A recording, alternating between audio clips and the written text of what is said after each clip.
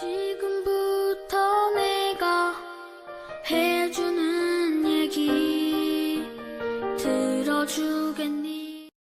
할렐루야. 8월 23일 월요일 새벽입니다. 힘들고 지쳐 찬양 함께 올려드리겠습니다. 힘들고 지쳐 낭망하고 넘어져 일어날 힘 전혀 없을 때에 조용히 다가와 손 잡아주시며 나에게 말씀하시네. 나에게 실망하며 내 자신 연약해 고통 속에 눈물 흘릴 때에 못자국 난 그 손길 눈물 닦아주시며 나에게 말씀하시네. 너는 내 아들이라. 오늘날 내가 너를 낳았도다. 너는 내 아들이라. 나의 사랑하는 내 아들이라. 언제나 변함없이 너는 내 아들이라. 나의 십자가 고통 해산의 그 고통으로 내가 너를 낳았으니 너는 내 아들이라. 오늘날 내가 너를 낳았도다. 너는 내 아들이라. 나의 사랑하는 내 아들이라. 오늘 하나님께서 주시는 은혜의 말씀은 구약성경 이사야서 50장 1절부터 11절 말씀이 되겠습니다. 이사야 50장 1절부터 11절 말씀 중에서 4절부터 9절까지 봉독해 드리겠습니다. 주 여호와께서 학자들의 혀를 내게 주사 나를 곤고한 자를 말로 어떻게 도와줄 줄을 알게 하시고 아침마다 깨우치시되 나의 귀를 깨우치사 학자들 같이 알아듣게 하시도다. 주 여호와께서 나의 귀를 여셨으므로 내가 거역하지도 아니하며 뒤로 물러가지도 아니하며 나를 때리는 자들에게 내 등을 맡기며 나의 수염을 뽑는 자들에게 나의 뺨을 맡기며 모욕과 침뱉음을 당하여도 내 얼굴을 가리지 아니하였느니라.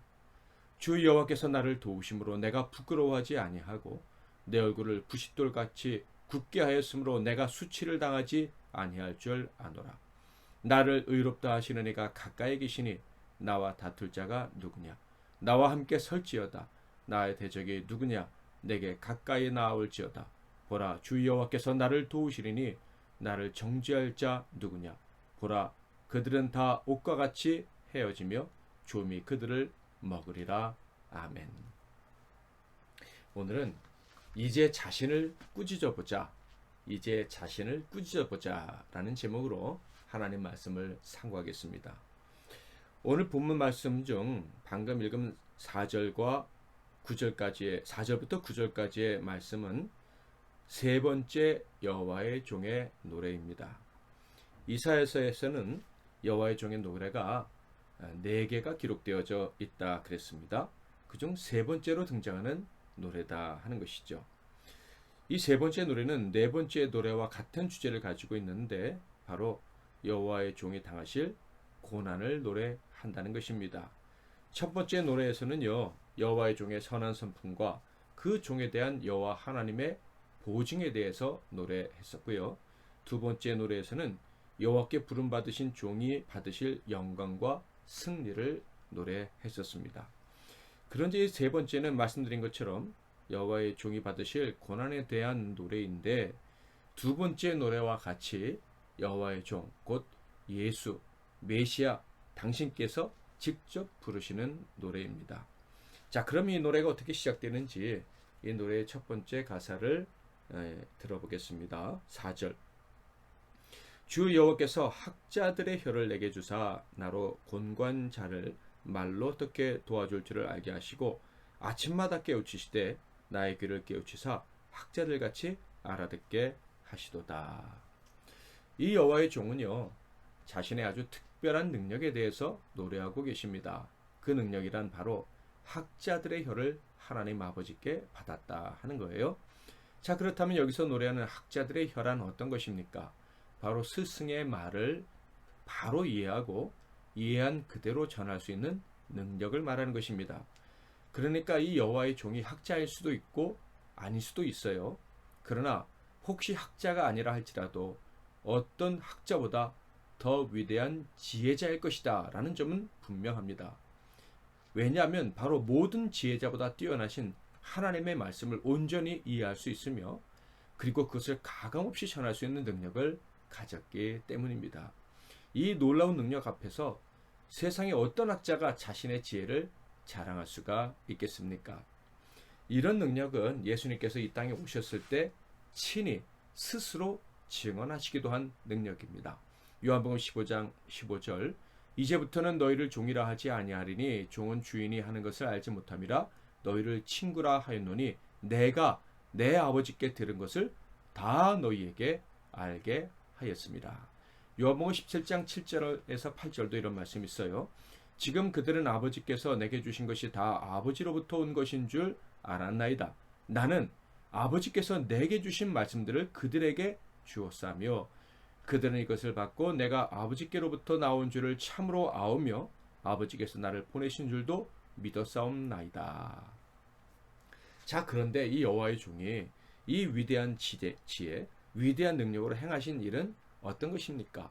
곧 학자의 혀를 가지신 분이 어떤 일을 행하셨습니까? 5절부터 6절을 볼까요? 주 여호와께서 나의 귀를 여셨으므로 내가 거역하지도 아니하며 뒤로 물러가지도 아니하며 나를 때리는 자들에게 내 등을 맡기며 나의 수염을 뽑는 자들에게 나의 뺨을 맡기며 모욕과 침뱉음을 당하여도 내 얼굴을 가리지 아니하였느니라. 학자의 혀를 가지기 위해서는 먼저 하나님의 말씀을 듣는 귀가 열려야 합니다. 그런데 하나님께서 이 예수, 즉 여호와의 종의 귀를 열어주셨다. 이렇게 여호와의 종은 노래합니다. 하나님의 지혜로우신 그리고 온전하신 뜻과 그 마음을 다 듣고 알 수 있는 능력을 받았다 하는 거예요.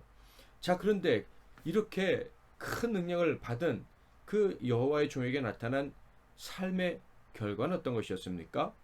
당연히 거역하지 않는 것이었고요. 또 뒤로 물러서지 않는 것이었습니다. 더 놀라운 것은 누군가가 등을 때리면 등을 갖다 대고 수염을 뽑도록 적들에게 뺨을 맡기고 심지어 모욕과 침뱉음을 당할 때 얼굴을 가리지 않고 그대로 당하는 것이었다라고 말씀을 하고 있습니다. 세상에 어떻게 이런 일이 있을 수가 있겠습니까? 세상에서 가장 위대한 지식을 소유하고 누구보다 더 지혜로운 사람이 되었습니다. 그런데 그 결과로 비참한 일을 당하는 것이라면 과연 누가 이 지혜를 소유하고 싶어 하겠습니까? 누가 이 지혜로운 하나님의 말씀을 듣고 싶어 하겠습니까?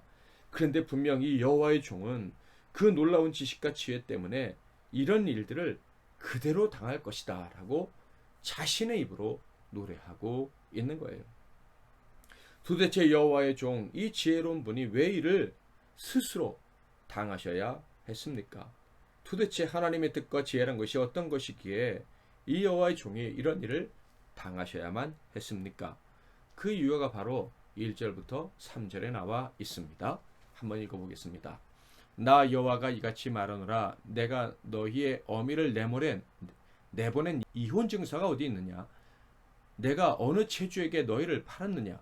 보라, 너희는 너희의 죄악으로 말미암아 팔렸고 너희의 어미는 너희의 배역함으로 말미암아 내보냄을 받았느니라. 내가 왔어도 사람이 없었으며 내가 불러도 대답하는 자가 없었으면 어찌 됨이냐? 내 손이 어찌 짧아 구속하지 못하겠느냐? 내게 어찌 건질 능력이 없겠느냐? 보라, 내가 꾸짖어 바다를 마르게 하며 강들을 사막이 되게 하며 물이 없어졌으므로 그 물고기들이 악취를 내며 갈아여 죽으리라. 내가 흑암으로 하늘을 입히며 굵은 배로 덮느니라. 이 말씀이 무슨 뜻입니까? 이 말씀은 여호와의 종의 말씀이 아니라 여호와 하나님의 말씀이에요. 여기서 느껴지는 이 말씀하시는 하나님의 마음은 어떤 것입니까? 기가 막힌 감정? 이렇게 표현할 수 있을 것 같아요. 만약에 이 여호와 하나님이 사람이라면 분통, 원통함, 억울함 이런 감정이라고도 말할 수 있을 것 같습니다. 하나님이 말씀하시기를요, 이스라엘 백성들과 그들의 조상, 그들의 어미를 버린 적이 없으시다는 거예요. 하나님의 집에서 내쫓으신 적이 없으시다는 거예요. 너희 어머니에게서 내가 준 이혼 증서를 가지고 와봐라. 너희 어미에게 내가 이혼 증서를 준 적이 없다라고 말씀을 하십니다. 그러니까 누가 너희 어미를 내가 싫어해서 버렸다고 속이더냐라고 질문하고 계신 거예요. 너희가 지금 아버지 없는 자처럼, 너희 어미는 남편이 없는 자처럼 비참한 지경에 빠진 것은 절대 내 책임이 아니다라고 말씀을 하시는 거예요.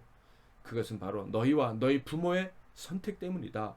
곧 너희의 배신 때문에 너희가 지금 아비 없는 자식처럼 비참한 지경에 있는 것이다 라고 말씀을 하신 거죠. 게다가 하나님 자신은 처음부터 신실하신 분이라고 강조하십니다. 그 이유가 무엇입니까? 수없이 너희를 건져내서 내 집에서 복락을 누리게 살려고 애쓰고 노력했다 라고 말씀하신 것으로 지금 자신의 성실하심을 증명하고 계십니다. 그런데 그 일이 왜 성사되지 못했습니까? 바로 너희가 내가 너희를 찾아 불러 내 집으로 들이려 했을 때 대답하지 않고 거역했기 때문이라는 거예요. 하나님은 신실하실 뿐 아니라 전능하신 분이라고도 소개하고 있습니다. 절대 손이 짧아 구원하지 못하시는 분이 아니라는 거예요. 자연 만물을 통치하시는 그 능력을 그 백성들에게 분명하게 소개하고 계십니다. 그럼에도 불구하고 그 백성들이, 그 자녀들이 복을 누리지 못하는 이유는 딱 한 가지, 하나님의 사랑과 그 전능하신 손길을 거부했기 때문이라는 거예요. 자, 그렇다면 앞서 말씀드린 여호와의 종이 당하는 고통과 이들의 배신, 이들의 사랑 거부는 어떤 관계가 있는 것입니까? 여호와의 종에게 들려주신 하나님의 뜻은 이것이었습니다. 배신한 자녀들이 당하는 고통을 바로 여호와의 종 내가 대신 당해야 된다라는 거예요. 배신한 자녀들이 받아야 될 죄의 형벌을 내가 대신 받아야 한다라는 것이었어요. 그래서 배신한 자녀들이 처음에는 배신해서 도망갔지만 그 다음에는 죄값에 눌려서, 죄책감에 짓눌려서 하나님 아버지 앞에 돌아오지 못하는 일이 없어야 된다 하는 거예요.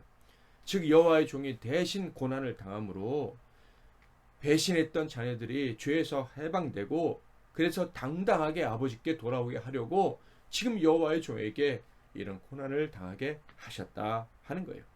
이것이 하나님의 뜻이라는 것을 분명하게 여호와의 종에게 알리셨고, 여호와의 종은 그것을 기쁘게 받아들였습니다. 여호와의 종에게 주신 학자의 혀가 하나님 말씀 그대로 순종하도록 했던 거예요. 그래서 모진 고통을 당연한 듯이 받아들일 수 있게 되었다 하는 거예요. 더 나아가 이것이 하나님 아버지의 뜻이라는 것을 세상에 있는, 세상을 따라 살아가는 하나님의 아들, 딸들에게 알리시기까지 할 수 있었다 하는 거예요. 놀라운 것은요, 예수, 곧 여호와의 종은요, 하나님께 받은 이 지식을 기뻐하셨다는 것입니다. 즉 하나님의 뜻에 온 마음으로 동의를 하셨다 하는 거예요. 그렇게 배신한 하나님의 자녀들이 아버지께로 돌아오는 것을 아버지만큼 갈망하셨다 하는 거예요. 그래서 세 번째 여호와의 종의 노래 마지막 부분에서 여호와의 종은 이렇게 노래할 수가 있으셨던 것입니다. 7절부터 9절입니다. 주 여호와께서 나를 도우심으로 내가 부끄러워하지 아니하고 내 얼굴을 부싯돌같이 굳게 하였으므로 내가 수치를 당하지 아니할 줄 아노라. 나를 의롭다 하시려니가 가까이 계시니 나와 다툴 자가 누구냐? 나와 함께 설지어다. 나의 대적이 누구냐? 내게 가까이 나올지어다. 보라, 주 여호와께서 나를 도우시니 나를 정죄할 자 누구냐? 보라, 그들은 다 옷과 같이 헤어지며 좀이 그들을 먹으리라. 지금 여호와의 종이 무슨 말씀을 하시는 겁니까?